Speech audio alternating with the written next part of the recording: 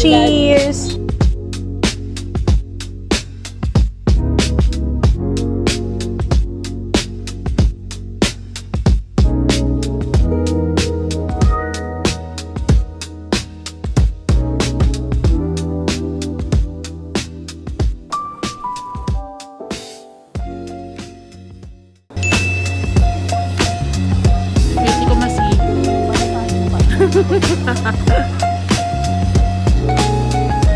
Hi guys! Andito na kami sa Hoi An! Kakarating lang namin dito, tapos pagdating ng airport, na-confiscate yung vape ko. So, ano ba yan? ano? Saan yung susi? Ah, susi na. Okay, may distraction. So, dito kami nagsistay sa Hoi Nis. Hoi Nis? Ano Hoi Nis? Sa Hoi na Nis, charot. So, dito kami nagsistay sa Hoi An Nis. Ano? Hoi Nis? Okay, ulit. So, dito kami magsistay sa Hoi Nis Boutique Hotel in Hoi An. So, ang ka-roommate ko ay... Roommate reveal! Room tour ko na kayo ngayon pa lang habang di pa namin ginugulo ni Shesh. Kailan kumatok tsaka sinara.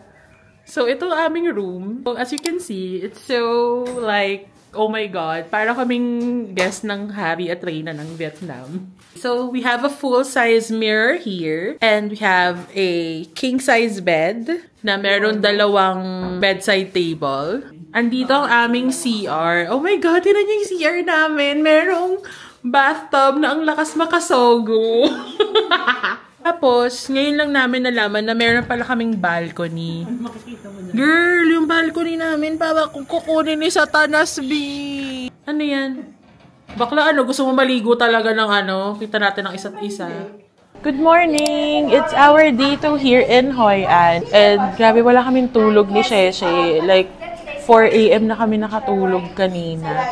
Pilitan pa yon. And now, it's currently mag-8:30 AM na dito sa Hoi An. Kasi meron kaming walking tour ng 8:30. Kausap lang ni Hechi yung mag-aasikaso nung tour namin. Akala ko need. Kakatapos lang ni Helen, i-instruct kami dun sa walking tour na gagawin namin today. Ang bait ni Helen, pero to be honest, hindi ko naiintindihan yung sinasabi niya. Kasi ang kapal nung accent niya. In fairness, agaling niya mag-English. But actually, tiga dito siya sa hotel. So, nag-offer kasi sila ng walking tour. And so, ngayon, ang lakas ng ulan. Pero tutuloy pa din kami sa walking tour kasi sayang yung araw. Nakakaasar. Sobrang panira ng ulan, guys. Tingnan nyo. Ayan yung ulan ngayon. Umuulan. Although, di naman ganun kalakas. Pero still, kung magtutour ka, di ba malakas na yan. Good morning, Rumi! My best roommate ever. But, you know, we are puyat. Oh, and the birthday girl. The crop top queen herself, Miss Patricia Chanova. Okay, so naglalakad na kami papunta dun sa meeting point. And nakapayong ako. Look, my umbrella is clear. I'm living the Japan umbrella life. Charing. So, medyo late na kami. Pero, mabait naman sila dito. Pakita ko sa inyo yung neighbor nung... Pakita ko sa inyo kung anong itsura nung kung saan kami, ano ba, yung aming mga kapitbahay. So, kagabi, Hanchow! Alam nyo, kagabi, nakakatakot dito. Kasi, like, mga 11, 10 o'clock, wala nang tao dito, B. As in, madilim na yan, girl. Wait, may kwento ako. Nakakatawa kasi dapat si Sheshe, hiwalay siya ng hotel sa last day. Para lang, you know, may privacy and all. Kagabi, parang na-feel namin na, shucks, nakakatakot yung vibe. Sabi ko talaga sa kanya, Tayo, okay lang ba sa last day? Huwag mo na akong iwan. Tayo, sumagot naman siya agad. Oh, sige, tayo. Ay, napataka na! Oh, yung makeup ko. The crop top queen is navigating us. Anyway, so yun nga, sabi ko sa kanya, tayo, huwag ka na humiwalay bukas. Ay, dun sa last day. Kasi nga, natatakot ako. Kasi yung itsura ng room namin. Basta nakakatakot, parang may lalabas sa babae sa tokador, ganun. So, sabi niya, oo nga, te, parang natakot din ako. So, hindi na kami maghihiwalay.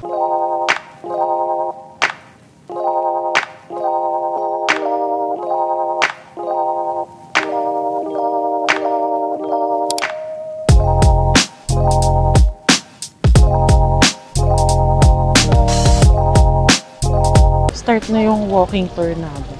Kasama namin mga afam. Shit, biguan na naman ang ilong dito.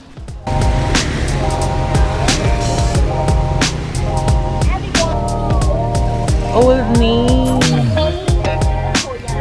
So So, apparently, ang old name ng Hoi An is Faifu.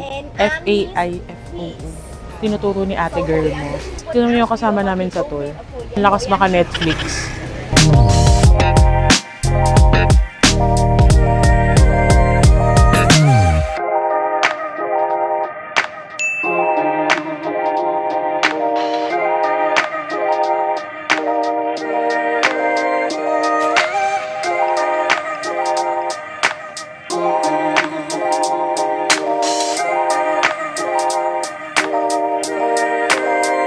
Oh my God, ang ganda nitong pinuntahan namin. Guys, tignan nyo, ang ganda. Meron siyang parang pond and ano.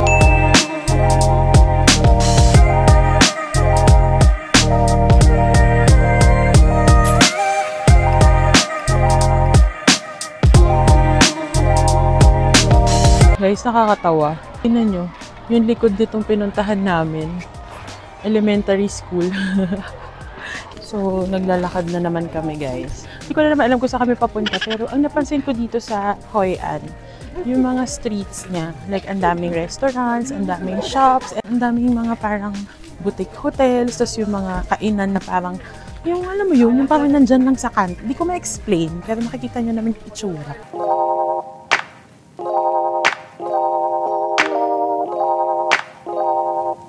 Guys, dumaan kami sa Eskinita. Ang sala na Eskinita dito sa Hoi An. Dito sa Pilipinas, kung dumaan ka sa ganitong Eskinita na gripuhan ka na. Charot. Punta dito sa Hoi An. Pero hindi ko pa rin nahanap si Ann. Jika, nasan si Ann?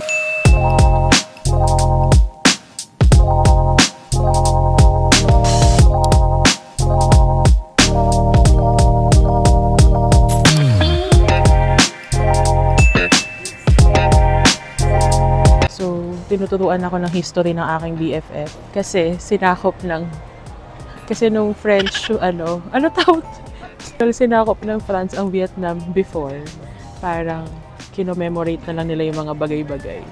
Kaya yung mga cafes dito, may mga restaurants na parang French inspired, alam mo yun.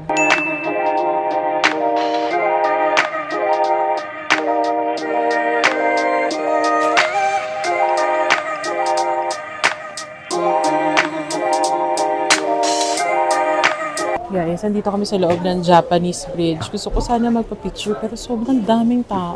Tapos ang lakas ng ulan. Ano to? Coconut.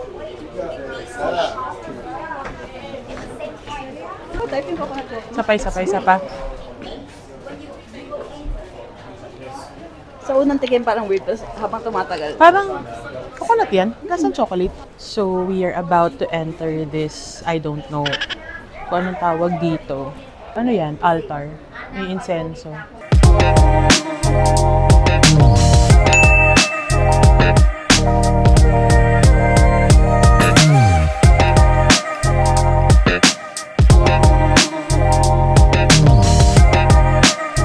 So, ayun yung mga kaibigan ko, mga napagod na. Kunwari nakikinig pero hindi naman nila yan naiintindihan.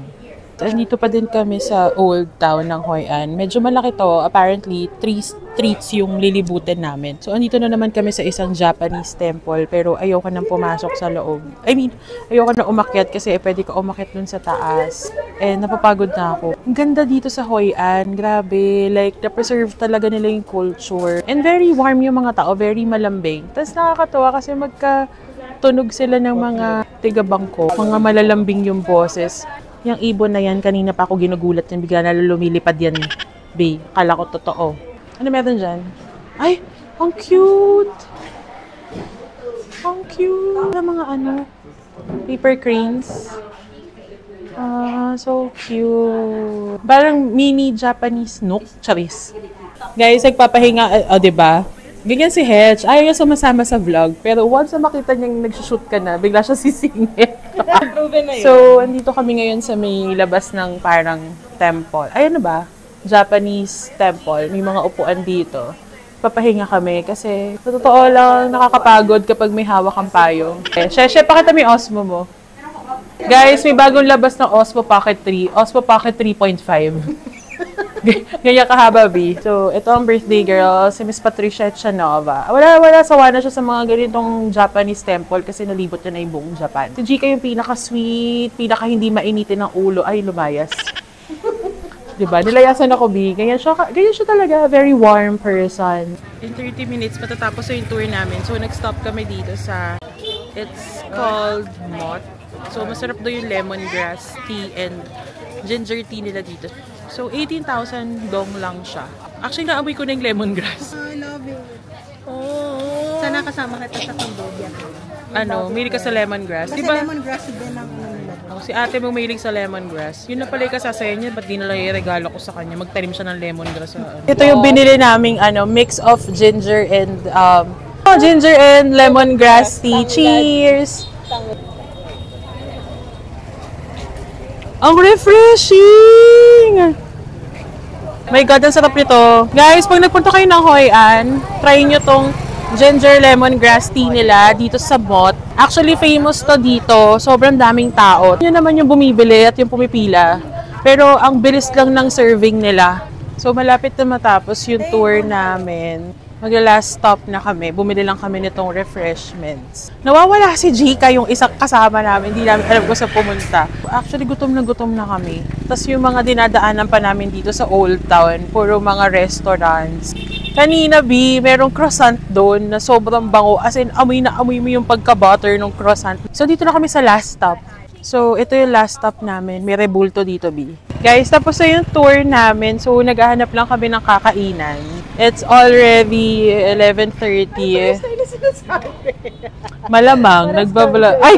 Hi sa bata ko. It's 11:30 in the morning. Maglalakad ulit kami dito sa Old Town. Kasi maghahanap kami ng kakainan. Grabe yung mga motor dito, B. Tinalo ang Pilipinas. Like, wala silang pake. Ganon.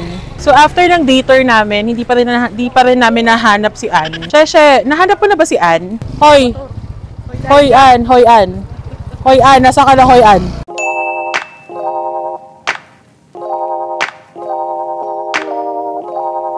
Wala ba silang rice, rice? Chicken rice. Hindi, spring rolls. Bili tayo ng banh mi doon. Nakakaganda rin ng putis yung pag pinagpapoison ko minsan. Yeah, because that's your natural glow. Oh. Sige, I'll have, kaulaw. Ito yung best seller nila. Kaulaw na lang. Okay, so ito yung order ko. Si Sheshe, kaulaw din. Si Hechi, buntit. Sobrang sarap nito. Oh my God. Prison. Sarap. So, dito sa Hoi An, mas known sila sa ganitong noodles. Buntit and mga buncha. Kaulaw. Girl, ang sarap. Like, sobra. Ang sarap mo. Pero tawa talaga kami ng tawa kagabi nito. Then sobrang raw nung reaction namin na pagbukas namin, bumungad yung bathtub. Ang sabi ko agad kay Sheshe, uy, tayo magkaibigan tayo dito. Tapos na kami mag-lunch. Magko-coffee na kami sa... Yung pagkakasabi pa niya, coffee tayo sa Fefe ko.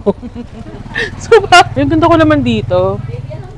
Hello, ang ganda ko naman dito. Grabe. So, nililibot lang namin ulit yung Old Town kasi naghanap kami ng coffee. Pero seryoso yun, guys. May nakita kaming coffee shop na ang pangalan niya talaga Fefe Coffee.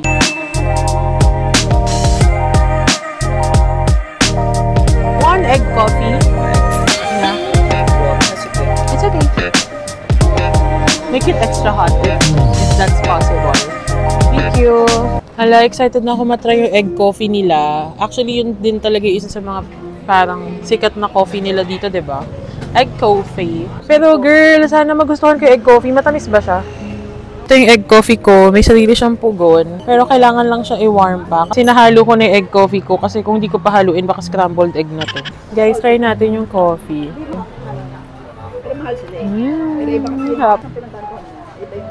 Oh my God, sobrang creamy niya. So, ang history daw ng egg coffee is, before kasi sa Vietnam, wala daw silang gatas. So, egg yung ginamit nila. So, google nyo na lang, B. Ang sarap nung kape. Oh my God. Andito pa din kami sa Fefe.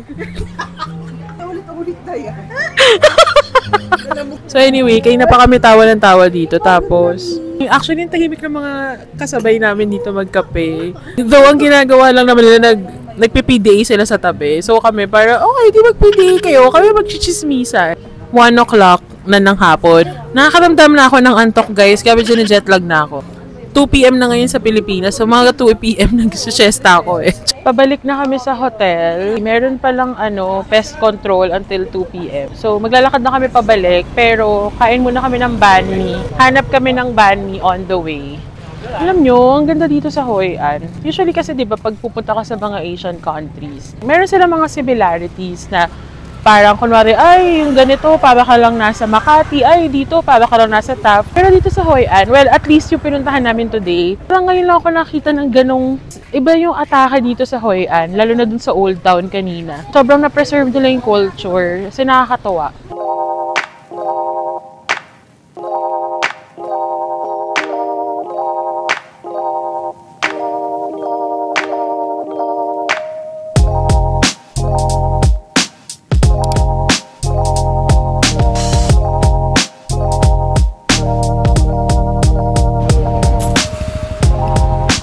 So guys, doon kami bibili ng banh mi ngayon.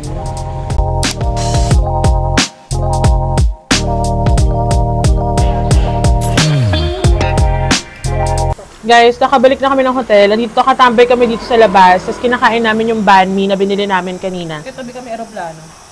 Oo, tapos papalipad na aeroplano. Ang sarap! 30,000 lang to bat? Ay, bat?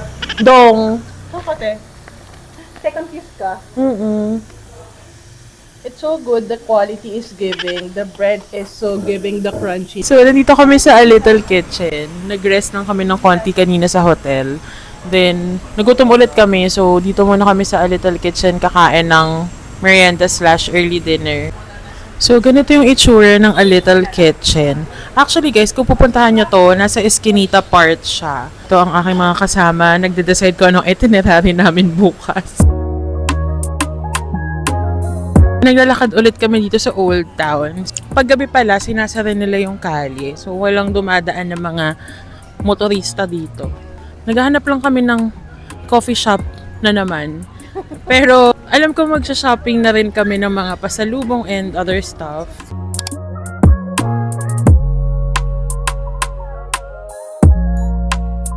Pasok kami dito sa Trung Coffee. So, bigyan siya ng mga sabon, ng mga essential oils, may snacks, chocolates, and I think coffee beans. So, check tayo kung anong mga pwede nating mabili.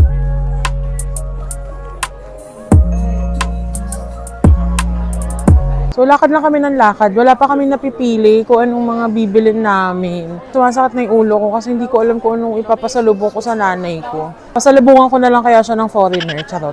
And also, ang dami ng tao. Medyo nakakawala ng pasensya. Charot. Joke lang. Si Sheshe natatakot sa mga manikin dito. Eh, ganun din naman. Wala rin namang mukha yung mga manikin sa Pilipinas. Magulat ka, bakla may kilay yan. Uy, may mga accessories, oh. That's why I don't wear those na eh. Arte. So, we are entering, and yet again, another souvenir shop. Mga artsy-artsy.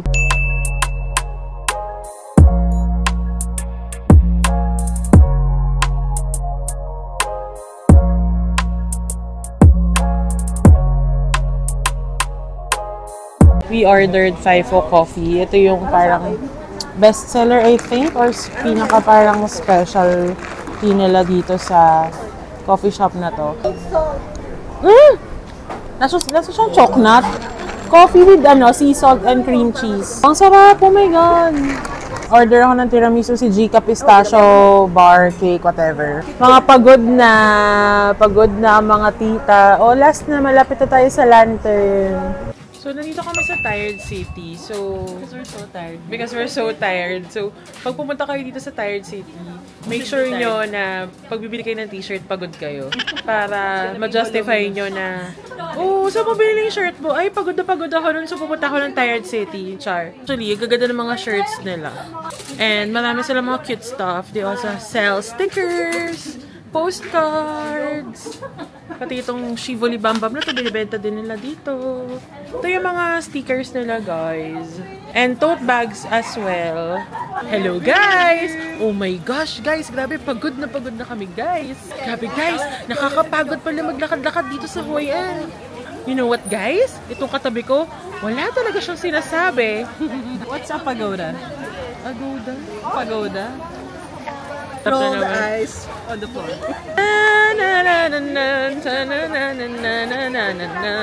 So nothing gonna get on the floor.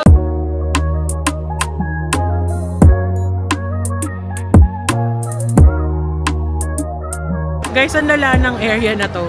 As in, kanina nung nagulat kami. As in, nung nag-tour kami dito kanina, walang katao-tao. Ngayon, grabe, sobrang daming tao. Parang magigiba na yung bridge. Grabe, ito yung itsura ng bridge. Pero mas buhay talaga kasi itong area na to during the night. Guys, ito yung isa pang angle nung nagkahiwa-hiwalay na po kaming apat. At ang message na lang sa amin ng friend namin na si Patricia, we have crossed the bridge. Kami pa tayo entry. So, let's cross the bridge when we get there. Charis. The bridge has been crossed. Tandaan nyo, pag may taong like inaapura kayo sa solusyon, na may mga gusto sila mangyari sa buhay, ang sagutin nyo lang, let's cross the bridge when we get there. Because the bridge is meant to be crossed.